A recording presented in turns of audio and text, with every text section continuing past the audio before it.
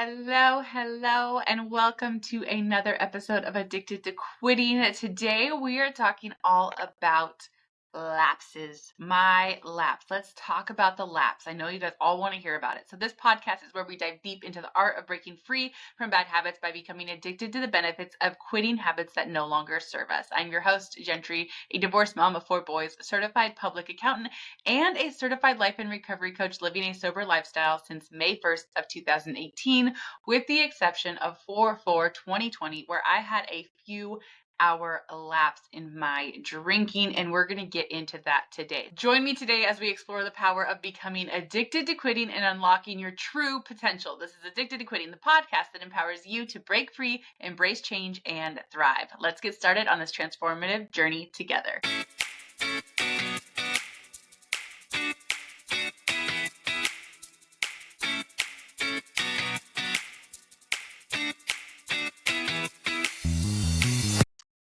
Welcome back to another episode of Addicted to Quitting, where we are quitting the habits that no longer serve us so we can level up our lives. And one habit I will never quit is living in a sweatshirt. I am a hoodie hoochie mama. I was going to say the WHO. That just found sounded weird, mean to myself. I'm not going to call myself that. But I'm a hoodie. Maybe you think even hoochie mama is not a very nice term. Maybe I'm a hoodie addict. We'll just go with that. I'm a hoodie addict, you guys. I just love my hoodie. So if you're watching this on YouTube, you can see me in my hoodie. If you're just listening to this, which is the beautiful thing about podcasting, is it doesn't matter what I look like, which is good because I usually look like a hot mess. I'm in sweatpants a lot, but I'm in a sweatshirt almost always. Sometimes I'm wearing leggings, sometimes jeans, sometimes sweatpants, but a sweatshirt always. So that was a side note. That don't know why we went down that rabbit hole, but today we're talking about the lapse, probably because I don't want to talk about the lapse. I want to take a drink of water real fast, hold on, because I'm trying to not talk about the lapse. So I just celebrated 6 years in recovery, of 6 years of dedicating my life and living a sober lifestyle. And that started on May 1st of 2018. So May 1st of 2018 was the darkest day, in the sense that I had completely lost hope. And it wasn't my worst day. It was not my worst day drinking by any means. But I had really embarrassing moments. I had really toxic moments. I had really poor parenting moments, dangerous moments. And this one was dangerous because I was drinking and driving, but it wasn't the worst moment, right? It wasn't the most like, wow, I can't believe you did that moment in my drinking career, but it was the most hopeless. It was just this overwhelming weight of, I can't move anymore. Like I am just stuck. And on that day, I decided to quit drinking. I decided to submit to recovery, to submit to not choosing alcohol anymore. And I ended up going to get a breast augmentation the next day, which partly saved me because I was forced to stay sober that weekend, and I was forced to stay feeling my feelings that weekend. And I think that really helped me start the process of getting sober. And I had been trying to get sober for years. I was sober during my pregnancies.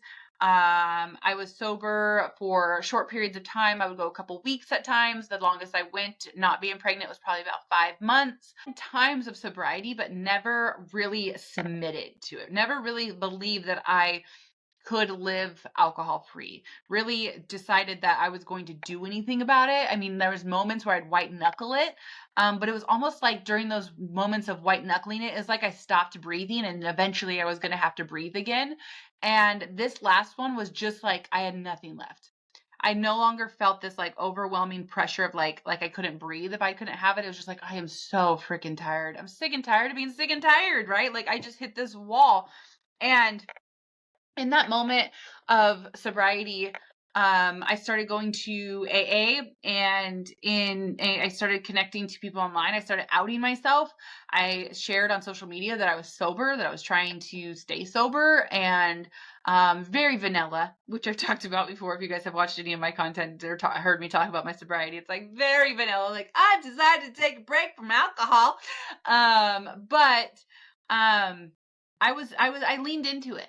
And I leaned into it for 2 years, and what I realized looking back is that even though I wasn't drinking alcohol, I was finding other things to kind of become addicted to, like relationships. So I shortly after getting sober and staying sober for a period of time, I decided that it was time to end my marriage, that it just wasn't a healthy fit for me, and the lifestyle that I wanted was just different than the lifestyle that he wanted. And he's now remarried and he's happy, and it's like she's an amazing stepmom.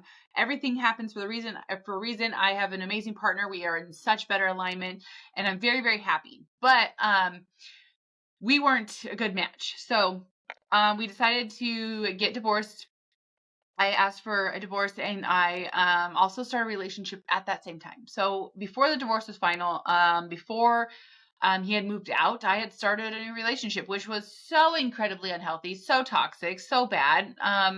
And something that I have to live with for the rest of my life. I've apologized to my ex-husband several times for the ways that went down. He has expressed forgiveness. You know, he's like, it's fine. I forgive you. But it was not kind. And I think that I was replacing alcohol with this relationship. And once the relationship started to not be healthy, this new relationship, which was pretty much, I mean, it started off pretty toxic with it starting with me still being married. That as things got more and more like out of balance in that relationship, I started to feel the effects of like not healing, right? Like I didn't spend the time to actually heal from my addiction. I didn't spend the time to actually work on myself. I didn't spend the time to actually learn new coping mechanisms. I just kind of distracted myself with a new relationship. And once we broke up, this is when it hit me that I had a lot more work to do because I ended up causing a lapse. And we actually were together the night that I lapsed. So he was a drinker still. I was not, but we were at the house and we were with the friends everybody was drinking except for me.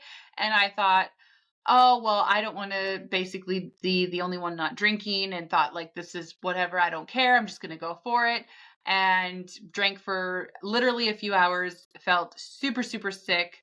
And the next day felt horrible that I made that decision. And I think that the reality of it was that my alcoholism was doing push-ups while I was distracting myself with a relationship. So I had learned a really good lesson that day. I think that it's hard for me to say that I have only been sober since 4/4/2020, because the moment that my life changed was May 1st of 2018, and the 4/4 of 2020 was more of just um a trip. It's and everybody sees this differently. And I've had people in AA. I mean, I have people not in AA. I have people just like yell at me that it's like that it's wrong to say that that my sober date's May 1st of 2018. But I'm like, hey, guess what? It's not your sobriety.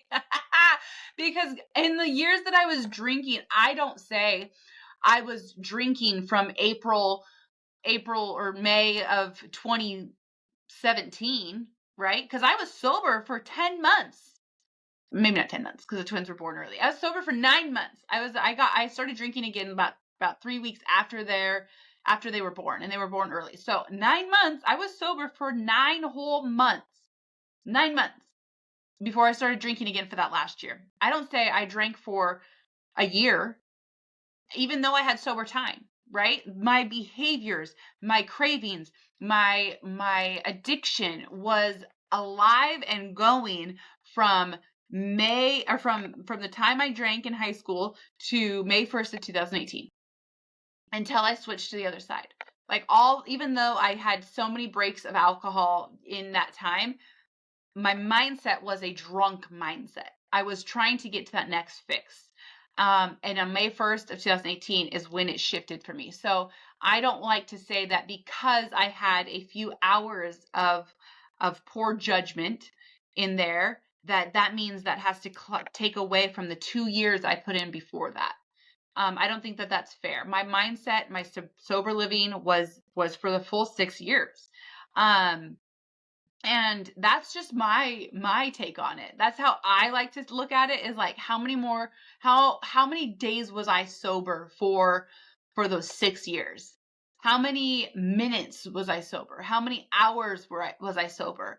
And is it worth taking away 2 years of time because of a lapse in judgment? And I think that that moment is what can really take people, that time, I guess, not moment, but that time, like really focusing on not wanting to lose their streak, which streaks I think are really, really important, especially in early sobriety, because it's like you're building up momentum and you're like, oh man, I don't want to break this because I got 30 days, 60 days, 90 days, whatever it might be. So it's not that I don't think streaks are good or important and that we should be counting days. But at some point, it's not about the days, and it's about the lifestyle that you're choosing to live. And it's about the behaviors you're choosing to have. And it's about the growth that you're having. So even though there was a lot more learning I had to do after that moment, for 2 years, I was remaining alcohol free. I was living a sober lifestyle. I was living an alcohol free lifestyle. And I had to learn how to do that better. I had to learn how to heal some of my other traumas and my other issues so that I didn't go back to that coping mechanism. But I don't want to discount the work I had put in to get to the point where I could just turn around and get back on track. Because when people are so hyper focused on the streak, I think that having to say this is day one could be extremely just disrespectful to what you've done. It honestly, it's like to say that I'm on day one on 4/4/2020 when I can compare day one of 4/4/2020 to day one of May 1st of 2018, where I literally could not get through a week without feeling like I was like my body was turning inside out because I was craving alcohol so bad. It was like, man, they're not the same. And the problem is that when people get so hyper focused on the count and the streak, that they lose sight of why they're doing what they're doing. And they're like, I lost it, so I might as well turn this lapse into a full blown relapse. And I think you have to have a lot of discipline and like good mindset around having like a lapse moment versus a relapse moment, right? Right. Like some people like could see a lapse as an opportunity to continue, like calling it like a lapse, but I didn't lose my time. Could be an opportunity for people to basically have multiple lapses. And I agree. I 100% agree with every naysayer out there that tells me that my sobriety is not 6 years. I get it. I get where you're coming from, but I also know that that was the day I changed my life. That was the day I changed my life. And I've had unhealthy relationships, and I'm not saying I relapsed on relationships, right? Like if I'm working out most of the days of the year, I am somebody that works out consistently. Right? Like you wouldn't say like you have a cheat meal and you're like, "Oh, I eat so unhealthy because in the last 6 years for 2 hours I chose to eat unhealthy." You wouldn't say, "Oh, don't eat healthy since the last time I ate healthy," right? No, you say in general, I eat healthy. Like this is the moment that I decided I was going to eat healthy. This is the moment that I started to work out consistently. This is the moment that I changed my life. This is the moment I chose a sober lifestyle. And that's the way I choose to look at it. That's the way I choose to represent what I've achieved. And I think that it's different for everybody. I think that some people don't like the thought of having that break in there and having to explain it. I'm fine with it. I'm good. I changed my life on May 1st of 2018. I started living a sober lifestyle on May 1st of 2018.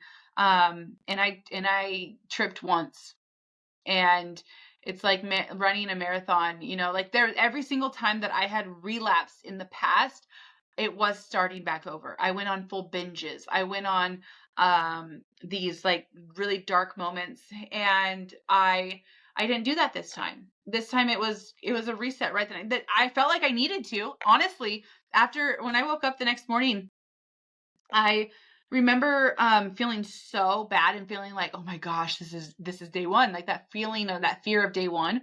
And I go to the gas station because I thought we just have to go back into the old habits. This is what it is. I'm on day one. I'm starting all over the same way I was 3 years ago when this would happen. We're just back to day one. I went to the gas station. I got some alcohol and I went home and I put it on the counter and I stared at that bag all day long. And I'm like, why? Why does it have to be day one? Why does it have to be that the 2 years I put into learning healthier habits, learning how to survive without alcohol, learning how to be okay without needing this coping mechanism? Why does that have to be wiped away? And what if we didn't look at it like that? What if we didn't tell ourselves that everything we've accomplished is now wiped away because we made one poor move? Imagine if every single time you made a poor investment or you made a bad decision financially, your bank account went back to zero. Like, that's so unfair. Again, I understand the naysayers. I understand people that have really serious addictions. It's like they can't even play with this idea because it sends them into like their brain trying to justify why it's okay to have a lapse. I am not justifying a lapse in any way, shape, or form. I was so disappointed in myself. I had really bad anxiety and felt awful and had a panic attack the next day. And was really struggling. It took me a couple weeks to get my mental health back on track, but I don't think that I should have to wipe my 2 years away. I don't think I should have to cash in my bank account. I think that I put time and energy and invested well in those 2 years that I don't want to have to go back to zero in my bank account. I don't think that's fair. And you can argue with me. You can get in arguments under the chats about this. I don't care. Because I get where people are coming from and I respect it. I 100% respect people's time and streaks and the power of those. But I live a sober lifestyle and I made that decision on May 1st of 2018. And I live a fairly healthy lifestyle. And I'm really proud of what I've accomplished in those 6 years. And I have been working on this for 6 years. I've been working on learning how to be better in those 6 years.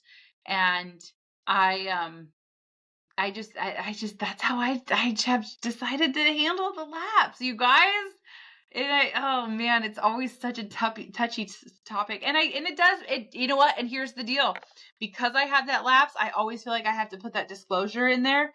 It's like a little footnote of the financial statements, any accountants out there. But I always feel like I have to add that disclosure, which is unfortunate. It is unfortunate that I have to kind of talk about it, but I also think it's an opportunity to share my experience to get through that lapse. It was like I could not bring myself to wipe away those 2 years because of a few hours. I couldn't do it. And if I would have said day one, I don't know if I wouldn't have gone on a binge. I don't know if I would have been like, I would have felt like I had to just like go out with a bang again. I would have felt like, well, if I have to do day one, if I have to call this day one of my sobriety, I might as well freaking get my money's worth, right? Like if I just had to, I had to cash out my bank account for this. I better freaking go hard. And that's where people die. That's where people die, is because they feel like they have to cash it all in and go hard because they're back to day one. And I didn't do the harder drugs that could happen that quickly with, but I think that streak ending and having to say day one and people saying like, well, if I have to say day one, I might as well go out with a bang. It kills people. 100% believe that it kills people. And I couldn't do it. I couldn't do it. I said, I'm not cashing in my bank account. I don't care what you guys say. I don't care what you AAers say.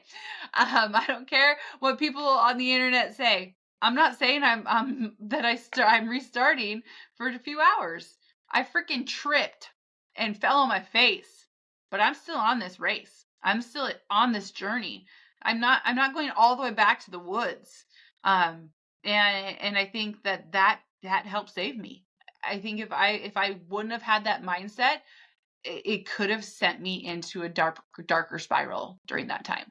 I think it could have sent me into a worse place. And it is a cloud that I have to carry with me in my sobriety. It's a cloud that I have to carry with me. That's why I only have like the one lapse that I taught, like it's a cloud. It's a cloud I have to defend. So it wasn't worth it.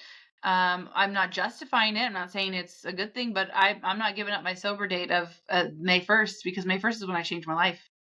And I strongly, strongly believe that. So, I just want to talk about that because I did just hit May 1st of 2014 and 2024. Jeez Louise, what year are we in? So I just hit my 6 years, and I'm really proud of myself for being in sobriety and working on this for 6 years. And I do have that cliff note, that little like footnote, I guess, that I have to justify. And I'm okay with that, because if I wasn't okay with that, I think that lapse could have been a lot worse. So I will stand by my decision to still say May 1st is the day that I started living a sober lifestyle. And that's how I word it. I started living a sober lifestyle May 1st of 2018. That's where I really made the commitment to my sobriety and to living a healthier lifestyle. So that's all I got for you guys today. I just wanted to talk about that. I know that there's people out there that are struggling to get sober, stay sober. Maybe you just had a lapse and you're just needing some reset. You need some healthy habits. You need some healthy routines. I have resources for you.